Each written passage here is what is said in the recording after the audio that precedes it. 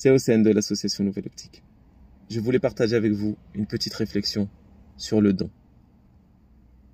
Nous avons souvent le réflexe, lorsque nous voulons effectuer un don, de chercher les personnes les plus dans le besoin, les villages les plus reculés, pour donner des dons, que cela soit de l'argent, de la nourriture, des fonds pour la réalisation d'un projet, etc. Et c'est une bonne chose, l'altruisme est une qualité qu'il faut avoir en tant que musulman, être au service de son prochain. Mais cela ne veut pas dire qu'il faut s'oublier, car la première personne à bénéficier de ce don, c'est nous-mêmes.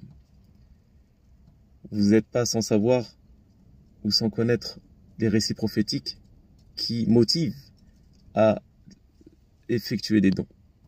Comme le prophète sallam disait dans le sens des hadiths, des sens des récits prophétiques, affranchissez-vous de l'enfer ne serait-ce que par le don de la moitié d'une date.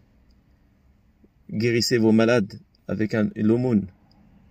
Vous pouvez faire des aumônes pour une personne décédée afin que ce soit une sadaqa jariya, une aumône continuelle pour lui, même dans sa situation, dans sa tombe.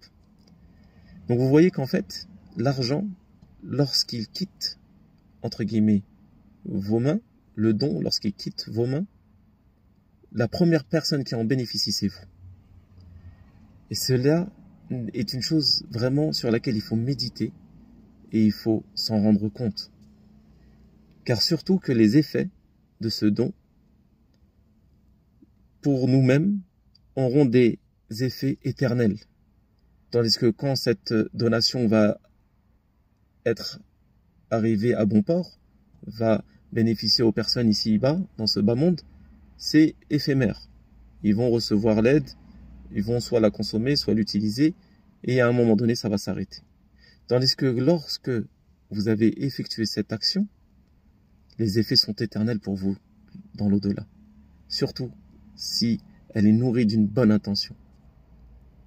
Donc aider les autres, c'est une qualité et c'est un caractère du musulman qui est demandé. Mais il ne faut surtout pas s'oublier et nourrir cette intention que lorsqu'on fait un don, c'est pour nous permettre de vivre éternellement auprès des rapprochés d'Allah subhanahu wa ta'ala. Barakallahu fikum.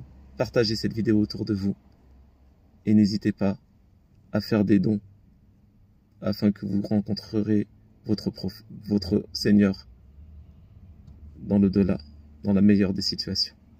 Jazakumullahu khair.